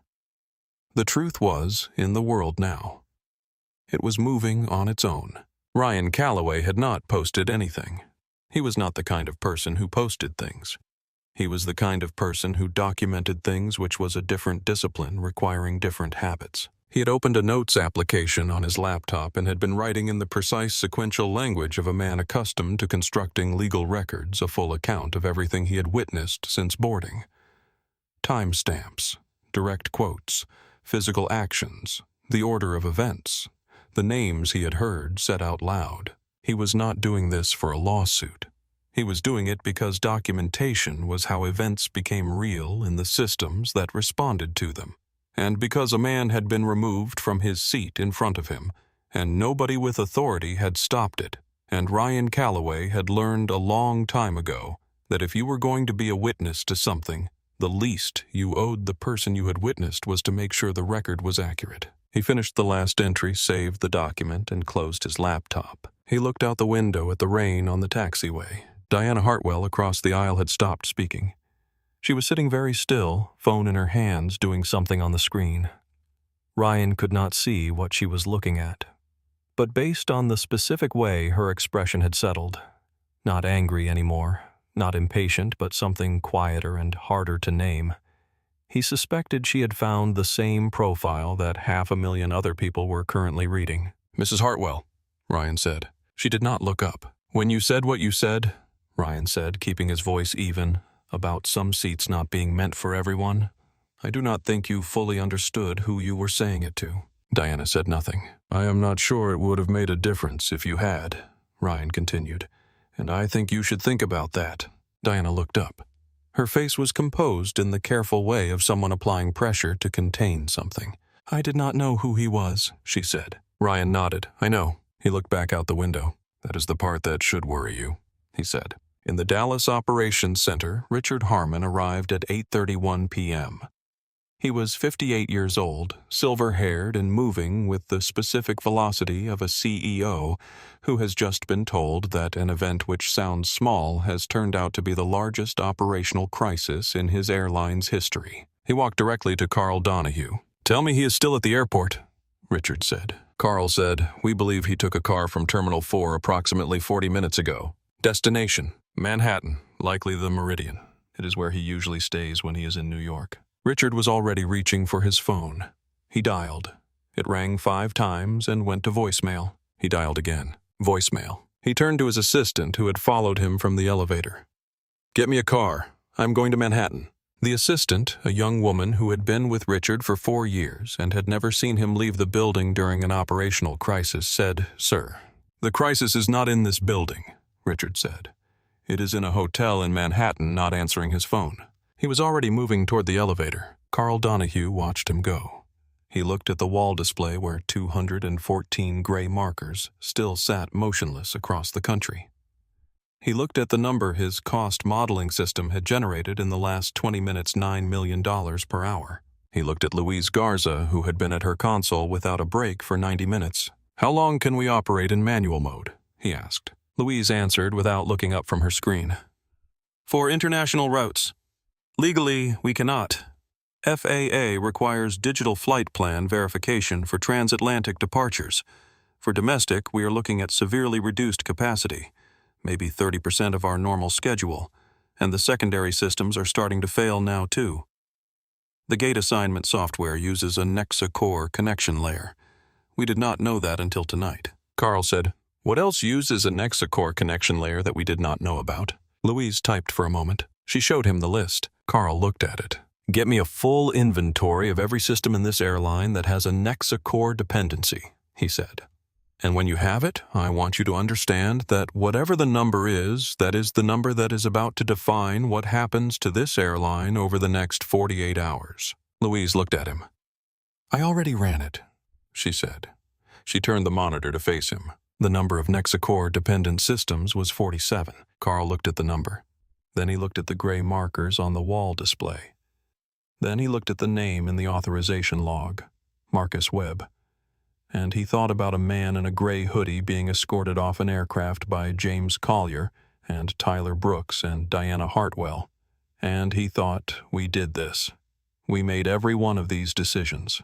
"Find me a number that works," he said. "Any number, anything that gets us a conversation." The Meridian Hotel bar was the kind of room that managed to feel private in a city where privacy was the most expensive amenity. Low lighting. Tables of dark stone spaced far enough apart to allow real conversation. A piano in the corner playing something slow and unrepeated. Guests spoke in the measured voices of people conducting business they did not need to advertise. Marcus Webb had been seated at a corner table for 40 minutes, a cup of espresso in front of him that had been refreshed once without being requested. The waiter had recognized him from the reservation. He had stayed here enough times that his preferences were in the system, and had left him alone in the specific attentive way of people trained to serve men who had a great deal on their minds. He had not checked his phone since sitting down. Not because he was not aware of what was happening. He was completely aware. Priya had sent 4 updates in the last hour, each one more numerical than the last. Aircraft grounded, system failures, spreading cost estimates, climbing coverage, widening. He understood the scope of what Protocol 7 was doing. He had designed Protocol 7. He had known exactly what it would do. He was not checking his phone because there was nothing on it that required his attention before Richard Harmon arrived. At 9:23 p.m., Marcus heard the slight shift in ambient noise that happens when a door opens and a person enters with enough presence to change the temperature of a room. He did not look up immediately. He listened to the footsteps, quick, deliberate, the gait of a man moving with urgency and trying to wear it as composure, cross the marble floor. He looked up when they stopped. Richard Harmon was standing at the edge of the table. His suit was good, but had the slightly disheveled quality of a man who had put it on for one kind of evening and found himself in a completely different one. His silver hair was in order. His eyes were not. Marcus gestured to the chair across from him. Richard sat down. Neither man spoke for a moment. Marcus picked up his espresso cup. Richard looked at the table, then at Marcus, then at the table again in the way of a man calibrating. "Marcus," Richard said, "thank you for seeing me." "I was not aware I had agreed to see you," Marcus said. "Your hotel confirmed you were here." Marcus put the cup down. "Your airline removed me from a seat I paid for." Richard did not look away. "I know. Your operations manager moved my personal belongings from an overhead bin without permission. Your lead crew member refused to acknowledge documentation that confirmed my reservation. A passenger, a guest on your aircraft, told me twice that some seats are not meant for certain people, and none of your staff, with one exception, said anything to address any of that." Richard was quiet. Marcus continued. "Your executive team received 14 complaints in the last 6 months describing versions of that same sequence. 14 letters from passengers. Not one was answered." Richard looked at this table. "I was not aware of the complaint backlog. That does not excuse it. I should have known. But I did not know. That, Marcus said, is not the answer that fixes this." Richard looked up. "I know that too." Marcus studied him for a moment. The exhaustion in his face, the specific quality of a man who has come to understand something he cannot ununderstand. "Tell me what you want," Richard said. "I want to know what you are prepared to do," Marcus said. "Not what you are prepared to offer me. What you are prepared to do about the conditions that produced tonight." Richard leaned forward slightly. "Tell me what that looks like." "It looks like a press conference," Marcus said.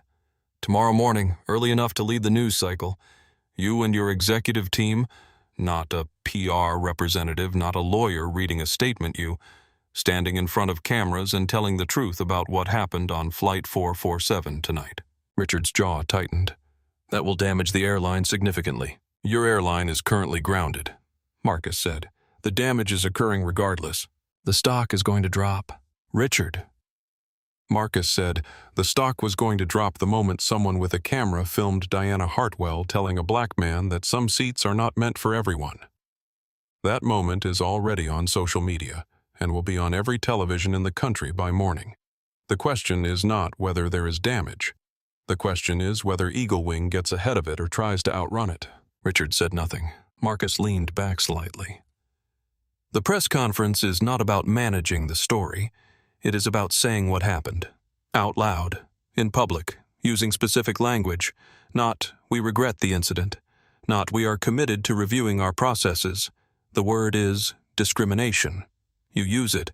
You describe what occurred. You commit to specific changes with timelines attached. Richard's jaw moved. If I use that word publicly, the alternative, Marcus said, is that I describe tonight in a prepared statement with all 14 complaints attached, including the names and dates of the crew members and management staff involved, and I release it tomorrow morning through Nexacor's communications office. He paused. I am not threatening you with that. I am telling you what the other path looks like so you understand what you are choosing between. Richard looked at him for a long moment. There was no more calculation in his face. There was just the particular exhaustion of a man who has arrived at a crossroads that feels smaller than it should for the weight it carries. What else? Richard said. Beyond the press conference. Marcus set his cup down with precision. Every one of those 14 complaints receives a direct personal response from a human being within 48 hours. Not an automated reply, a person with a name who has read the complaint and is addressing it specifically. Richard nodded. A mandatory crew training program, not a video. A live program run by an external organization with no conflict of interest to Eagle Wing, completed by every cabin crew member and ground operations staff within 60 days. Richard nodded again. A new passenger protection protocol. Any crew member who removes a ticketed passenger from an assigned seat without documented cause faces immediate suspension pending review. The standard for documented cause is specific, written and reviewed by an independent party every quarter. Richard was quiet, and Marcus said the Nexacor contract ends. Richard blinked. What? The contract between Eagle Wing Airways and Nexacor Systems is terminated. You get 72 hours of restored access, enough to clear the backlog and get your passengers home safely. After that, you migrate to a new system. I will provide a clean transition plan. Richard stared at him. The migration alone could take months. Yes, Marcus said. The cost? I know what the cost is. Marcus, Richard said, and for the first time his voice had something in it that was not calculation or defense, something that was closer to genuine confusion. You are terminating a contract that is worth... You terminated the relationship tonight in Seat 1A, Marcus said. I am making the business arrangement match the reality. The piano in the corner moved through something quiet and unhurried. A waiter crossed the far end of the room. Outside, rain continued on Park Avenue. Richard Harmon sat with this for a long moment. He looked at his hands, then he looked at Marcus. What happens to the crew? He asked. Tyler Brooks, James Collier. That is an internal employment matter, Marcus said. I am not here to direct your HR decisions. What I'm telling you is that the pattern that produced those decisions needs to change. What you do with the individuals who enacted it is your responsibility. Richard nodded slowly. He picked up the glass of water that had been placed in front of him and set it down without drinking. The press conference, he said. 7 a.m., 7 a.m., Marcus confirmed. And you will restore the network tonight. When I'm back at the hotel, Marcus said. Richard stood. He extended his hand. Marcus looked at the hand for a moment. Then he shook it. Briefly.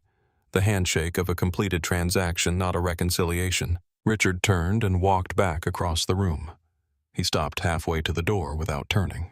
The man you are, Richard said to the space in front of him, could have taken this in 10 different directions. He could have sued. He could have gone to the press first.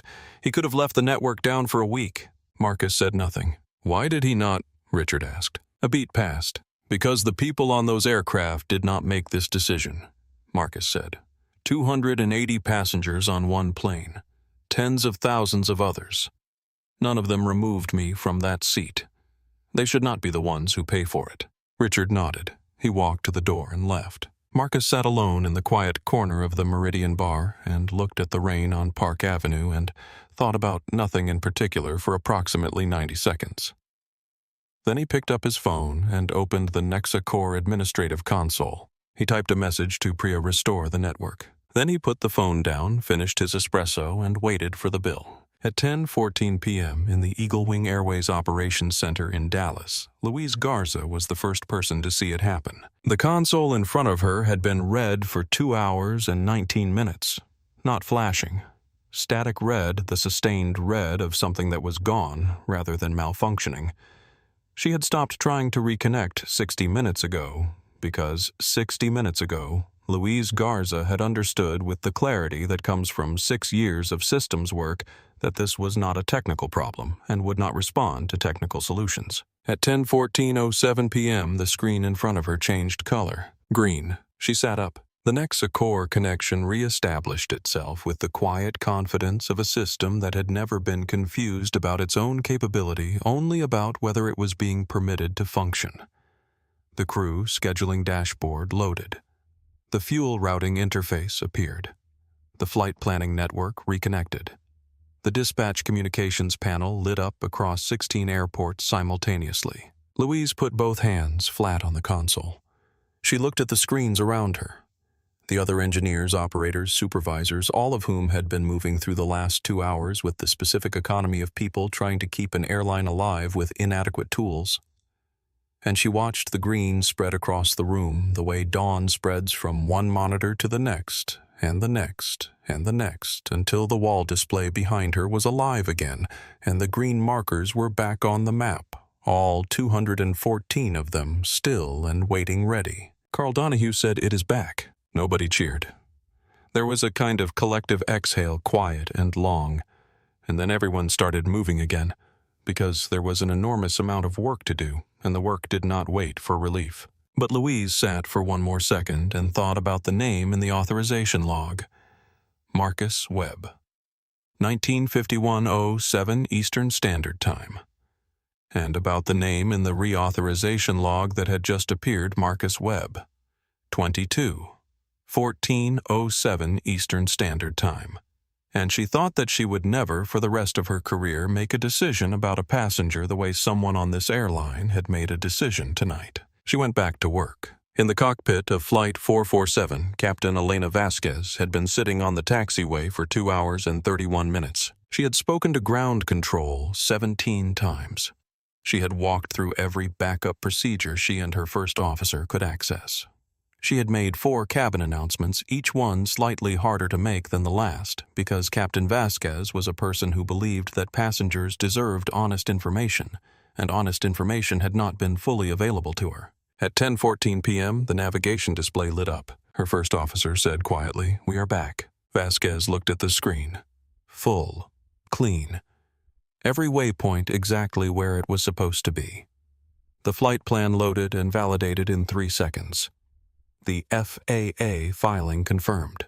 The dispatch link established. She sat with it for a moment. Then she said, "Get me a pushback request for the new departure slot. And I want the full incident report from what happened at the gate tonight. Full, every detail, my desk before we land." Her first officer looked at her. "The gate incident, Captain. The passenger who was removed," Vasquez said. "I want to know everything." She picked up the intercom. "Ladies and gentlemen, this is your captain. I am very glad to tell you that our systems are back online and we have clearance to depart. We will begin taxiing shortly. I want to apologize personally for the length of this delay and thank you for your patience. We are going to get you to London." In the cabin, the sound that moved through the rows was complex. Relief, irritation, the exhaustion of prolonged waiting, and underneath all of it, for some passengers, a residue of something that had happened at the beginning of the evening, that the delay had not replaced or covered over. Ryan Calloway closed his notes document and looked out the window as the aircraft began to move. Helen Marsh in row 4 looked at the empty seat 1A. The seat was occupied now, occupied exactly as certain people had ensured it would be occupied. And Helen looked at it and thought about what it had cost and what it would keep costing in ways that were not visible from where she was sitting. Carlos Mendez looked at his phone. The post he had sent 40 minutes ago had been reshared 180,000 times. He put the phone away and looked out the window and thought about a man in a gray hoodie who had said in the calmest voice Carlos had ever heard, used in a situation like that. Interesting choice of words. Diana Hartwell was looking at her phone. She had been looking at it for 40 minutes, with the expression of a woman reading something she could not stop reading and could not fully process. The profile, the coverage, the clip of her own face, her own voice, her own words, playing on 12 different platforms. She put the phone face down on her tray table. She looked at the seat she was sitting in. She did not say anything. In the galley, Tyler Brooks and Sophia Reyes stood side by side as the aircraft began its long taxi to the departure runway. Tyler spoke without looking at her. "I'm going to file a full report when we land," he said. "Accurate, complete." Sophia looked at him. "Everything I did?" Tyler said. "Everything I did not do." A pause. "Everything I should have done differently." Sophia was quiet for a moment. "That is the right thing," she said. "It might not help me." "I know," Sophia said. "It is still the right thing." The engines changed pitch. The aircraft was accelerating now, the runway sliding past the oval windows, the runway lights streaming. Sophia looked out through the small galley window at the lights of New York receding behind them, and she thought about Marcus Webb standing in the aisle of this aircraft and telling her that she had told the truth in a room that did not want to hear it. She had 3 times. It had not stopped anything, but she would do it again. She knew that about herself now in a way she had not known it quite so clearly when the evening started. The wheels left the ground. At 7:03 a.m. the following morning, Richard Harmon walked to a podium in the lobby of Eagle Wing Airways' JFK Operations Building. There were cameras. More cameras than he had expected, which meant the story was larger than even his communications team had forecast. He had a single page of notes. He did not look at them. "Last night," Richard said, "a passenger on Eagle Wing Flight 447 was removed from his confirmed seat, not because of a booking error, not because of a safety concern, because of a set of assumptions about who he was, about where he belonged, about whose comfort mattered, that had no place on one of our aircraft or in any room where we are supposed to serve people equally." He paused. "The word for that is discrimination. It happened on our watch in our name. I am not here to manage that. I am here to say it plainly, because it is the truth, and because the people who were treated this way over the last 6 months, and there were more than one, deserved to have someone say it plainly a long time ago." He laid out the commitments, not as bullet points read from a page, as decisions he had made and was saying in public because saying them in public was the only way they became binding. Every unaddressed complaint would receive a direct human response within 48 hours. Mandatory training, external organization, 60 days, no exceptions. A new passenger protection protocol, written, specific, reviewed independently. At the end, a reporter asked, "Where is Marcus Webb?" Richard said he did not ask to be here. This is about what Eagle Wing needs to do, not about him. He left the podium. He did not answer any follow-up questions. He got in a car and went to work on the hardest part, which was everything that came after saying the right thing. The press conference clip ran every hour on 3 major cable networks for the remainder of that day. By noon, the word discrimination, said plainly on camera by the CEO of a major airline without a lawyer at his elbow, had become its own story within the larger story. Industry analysts wrote about it with the particular mix of surprise and reluctant approval that attaches to things that should happen routinely but almost never do. Eagle Wing's stock dropped 11% in the first hour of trading. By close, it had recovered to -6%, which several financial journalists noted was considerably better than analysts had projected. One of them wrote that the press conference may have demonstrated against expectations that public accountability had a different market value than the conventional wisdom suggested. Richard Harmon did not read that article. He was too busy with the work. Carlos Mendez's original live stream was watched in full by 4 million people in the first 24 hours. The standalone clip of Diana Hartwell's second "Some Seats Just Are Not Meant for Everyone" was viewed by 12 million. The clip of Marcus's response, 3 seconds of silence and then interesting choice of words, quiet and exact, was watched by 17 million, and the comments beneath it had a particular consistency that was unusual for the internet people describing in 1 or 2 sentences a version of the same moment from their own lives. The moment of being looked at and found wanting before a word was spoken. The moment of being asked to prove something that nobody else was asked to prove.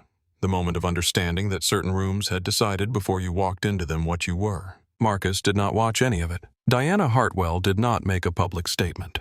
Her communications team issued a brief written note 12 days after the incident that described the events as a misunderstanding that was handled poorly and expressed that she regretted the distress caused. The note did not use the word discrimination. It did not acknowledge the specific things she had said. The public received it with the weariness of people who have learned to read the architecture of non-apologies. Her real estate development firm lost 3 institutional investment partners in the week following the incident. A charitable foundation with which she sat on the board requested her resignation. She resigned. 6 weeks after Flight 447, a reporter received a handwritten card with no return address. It read, "I said things I had no right to say. I am not asking for anything. I just needed to say that." The handwriting matched Diana Hartwell's signature on a public document. The reporter noted this, but did not publish it because it had been sent privately, and because an acknowledgement written to a journalist and an acknowledgement offered to the people who were harmed were 2 different things. Tyler Brooks filed his full incident report 48 hours after landing, as he had told Sophia he would. It was accurate and complete. It described in precise sequence every decision he had made from the moment he saw Diana Hartwell in the jet bridge to the moment Marcus Webb walked off the aircraft. It did not excuse any of it. Eagle Wing placed him on paid administrative leave pending review. The review took 6 weeks. At the end of it, his employment was terminated on the grounds of conduct contrary to passenger rights protocol. Tyler did not appeal. 18 months later, a community organization working on equity and transportation hired him to help develop their new volunteer training program. In his first meeting with the program director, he was asked why he wanted the work. He said, "Because I made a judgment call in 3 seconds that took about 30 seconds to explain to myself as something other than what it was. I want to understand how that happens, and I want to help other people understand it before they make the same call." James Collier was terminated within 72 hours of the incident. The grounds stated in his separation agreement were conduct contrary to passenger rights protocol and failure to exercise appropriate supervisory judgment. He did not respond to media requests. His professional profile was updated 11 months later to show a position with a logistics consulting firm. Sophia Reyes received a commendation from Eagle Wing's newly formed passenger equity office, which did not exist before that night. She was offered a position in the office's development team. She accepted. In her first week, she redesigned the crew incident reporting process so that every complaint required a personal human response within 24 hours. She put the number 14 above her desk. Not large, just a small card the same way her grandmother had kept certain things posted above her own desk when Sophia was a child. It was not a monument to guilt. It was a reminder of what silence had cost and what it kept costing every day that people who should have known better looked at another person and made the 3-second calculation. Ryan Calloway submitted a sworn written statement to Eagle Wing's legal department 10 days after the incident. He also submitted it to the Department of Transportation. He did not publicize either submission. 3 months later, when asked about it in a brief interview, he said, "I was a witness. Witnesses have a job to do. I did mine."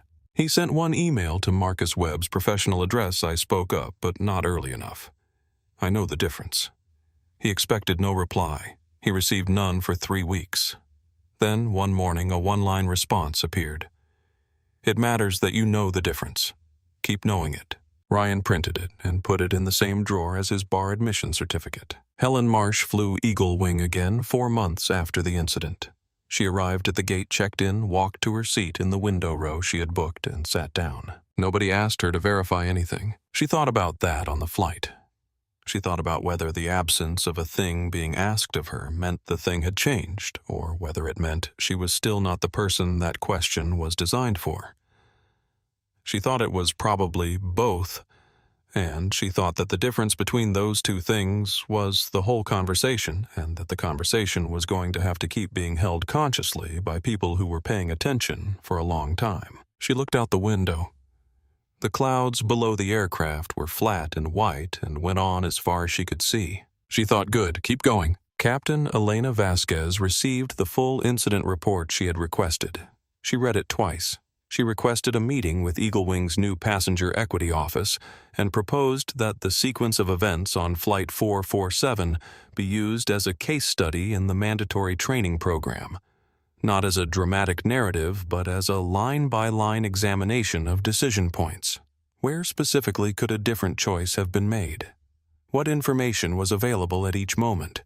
What would it have cost, and to whom, if that different choice had been made? The equity office agreed. The case study became part of the standard training curriculum. Marcus did not appear in a press conference. He did not give an interview in the first month. He did not issue a statement. He had said what needed to be said in a corner booth at the Meridian, and he had said it to the person responsible for making it real, and there was no version of any public appearance that added to what had already been done. What he did in the weeks after the incident was work. He convened a meeting at Nexicor's Manhattan office that Priya had been preparing for in some form, since the day she had put the folder of 14 complaints on her desk. The meeting was small. 6 people, all of them specialists in transportation, equity, passenger rights law, and organizational behavior. The question on the table was specific, not how to punish airlines that discriminated, but how to build something structural that made it harder to do and easier to see when it happened. What came out of that meeting was called the Passenger First Initiative. It was a layer of analytics built into the Nexa core platform that tracked patterns in seat assignments, service refusals, and complaint resolution rates across carriers. It did not make any decisions. It did not flag individuals. It looked at aggregate data across thousands of flights and thousands of interactions, and produced a simple, readable report that made patterns visible. The argument Marcus made when he presented it to his first partner Airline was the same argument he had always made about infrastructure. The best system is the one that makes the right thing easier than the wrong thing. You do not change behavior by shaming people after the fact. You change it by making the information visible in real time so that the people responsible for a system can see what their system is actually doing. Eagle Wing was not Marcus's first partner for Passenger First. The airline needed time to rebuild its systems to implement the commitments Richard Harmon had made at that press conference to earn back some portion of the trust it had spent. But 18 months after Flight 447, Eagle Wing signed on as Passenger First's 7th partner carrier. Marcus did not attend the signing. He sent Priya. The other thing Marcus built more quietly was called the 14 Initiative. He did not name it after himself. He named it after the number. It operated through a small independent foundation with a board he chaired but did not dominate, and its purpose was specific legal support at no cost for passengers who had experienced discrimination in transportation and accommodation and who did not have the resources or the access to pursue it on their own. The people who needed it most were not people with Protocol 7s. They were people who had written careful letters and received no response. People who had adjusted, absorbed, filed it away, and kept going. The initiative's first year handled 847 cases.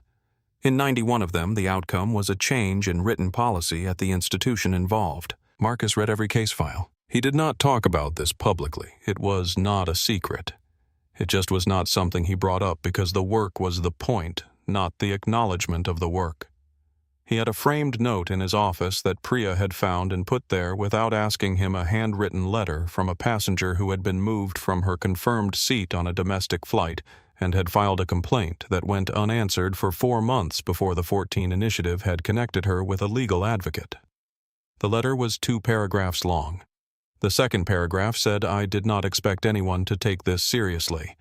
I thought I was just one person, and it was just one seat. Thank you for making me feel like it counted." Marcus had read it once when Priya put it up. He had not taken it down. Eagle Wing Airways operated at a loss for 2 quarters following the infrastructure migration. The migration itself cost $43 million and took 4 months longer than projected.